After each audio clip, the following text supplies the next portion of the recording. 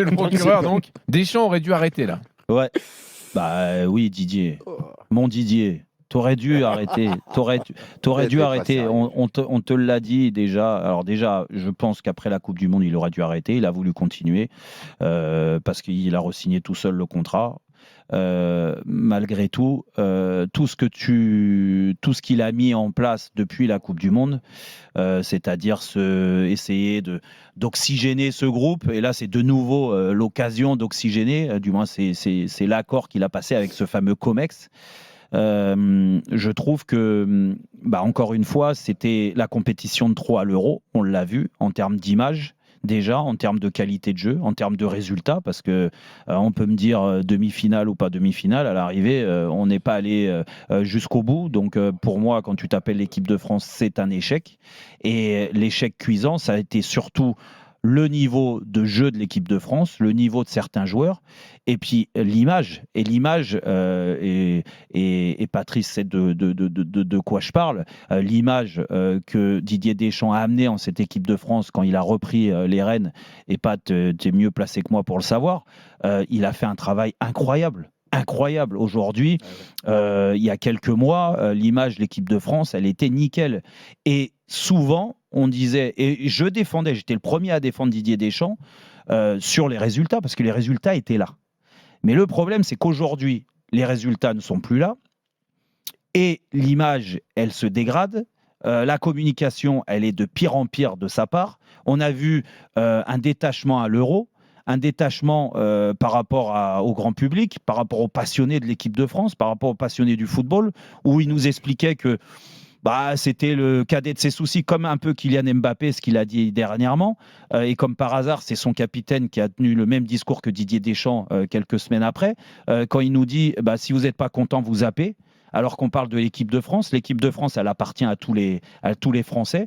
Et il le savait, et c'est pour ça qu'il a rayonné à la tête de l'équipe de France pendant des années, mais que pour moi, la compétition de trop, c'est celle-là, déjà à l'Euro. Mais alors de là à continuer, et je te dis pourquoi c'est un échec qui va être cuisant certainement dans quelques mois, parce qu'il est encore là, donc il va continuer jusqu'à la Coupe du Monde, c'est qu'aujourd'hui, il y a un détachement, on en parlait hier, on a vu les audiences sur le match d'hier.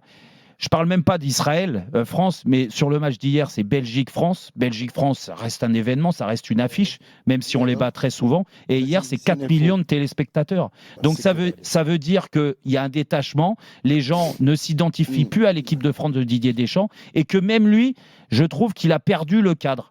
Il a ouvert toutes sortes de communication des joueurs. Son mode de sélection, c'est pareil, ça a volé en éclats. Pour moi, c'est de trop. Et je suis triste parce qu'aujourd'hui, malheureusement, je parle en négatif de Didier Deschamps. Et vous savez que je l'apprécie pourtant. Mais pour moi, il fait une erreur. Il a fait une grosse erreur.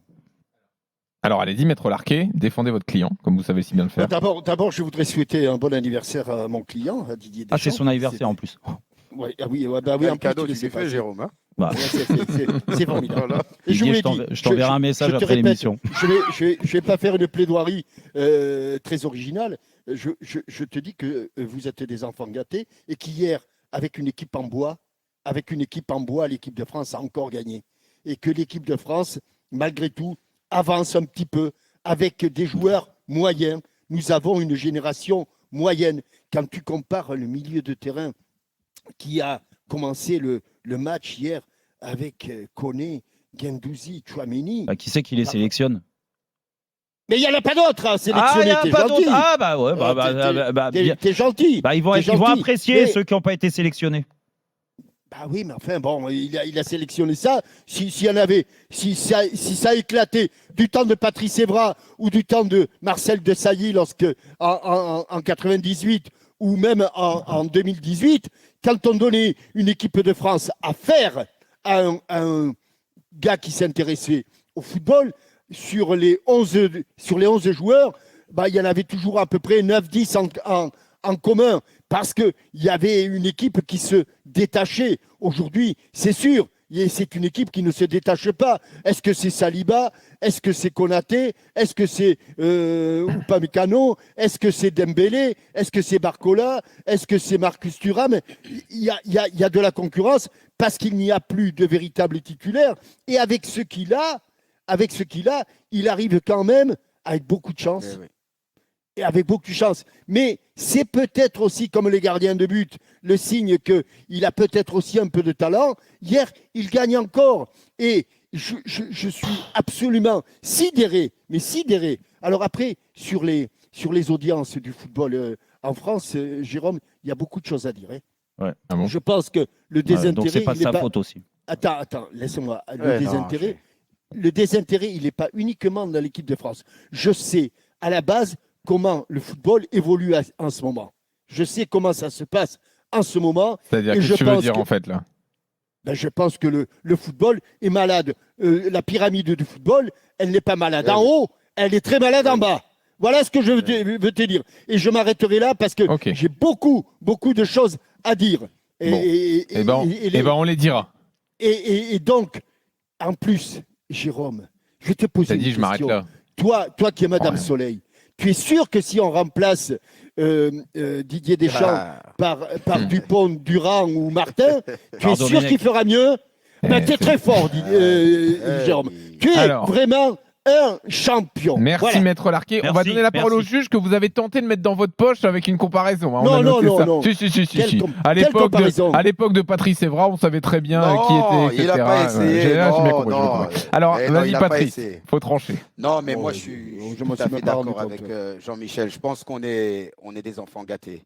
Je suis quelqu'un, j'aime la longévité. Et en France, le problème, on aime le changement. Je vais faire un exemple avec l'entraîneur d'Angleterre. Mais c'est la réalité. Avec l'entraîneur d'Angleterre, Southgate, ils l'ont assassiné. Bon, et il les a ramenés 2 fois en finale. Oui, il n'a pas gagné.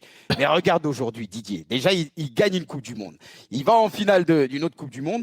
Et aujourd'hui, on s'attend que l'équipe de France gagne tous on va dire les compétitions où il participe. Mais quel a été l'entraîneur de l'histoire du football le plus lynché? Aimé Jacquet. Aimé Jacquet. Oh, Et à Raymond l'arrivée, Domenech. c'est lui en 98. Non, Mais, non, mais Raymond, Domenech, c'était autre mérité. chose. Voilà. Et après, il y a un moment, et après, tu vas dire oui, je défends. Et j'ai encore arrêté de le faire rire. Mais on reste sérieux, les gars. Mais non, après, tu vas me dire que. C'est le cri du cœur. Putain, ils vont pas me laisser finir. Vas-y. Non, mais après, tu me dis que je défends Deschamps. Non. Déjà, les joueurs, et c'est pas pour manquer de respect aux joueurs qui sont dans cette sélection, c'est compliqué. Hier, le match contre la Belgique, premièrement, les Belges ont commencé parce que j'ai regardé tout le match, et ça, c'est un miracle. ICG avec les matchs, c'est difficile pour moi. Bravo. Mais le premier quart d'heure, les Belges ont bien pressé. Il n'y a plus de stars dans l'équipe belge. Donc, il n'y a plus de préhension. On joue contre l'équipe de France. On a peur. Non, on va leur rentrer dedans.